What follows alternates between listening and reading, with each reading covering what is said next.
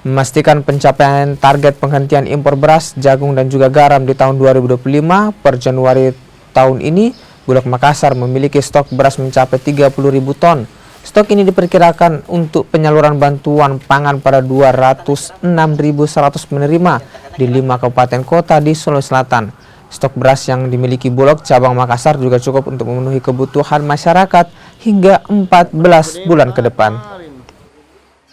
Dan seperti yang kita ketahui bersama, pada bulan Maret nantinya akan terjadi panen raya di Provinsi Sulawesi Selatan, termasuk di wilayah kerja kantor cabang Makassar, yaitu di Kabupaten Goa, Kabupaten Takalar, dan Kabupaten Maros, serta Kabupaten Pangkep. Sehingga Bulog akan melakukan penyerapan hasil panen gabah beras petani semaksimal mungkin. Seperti yang kita ketahui bersama bahwa pemerintah juga telah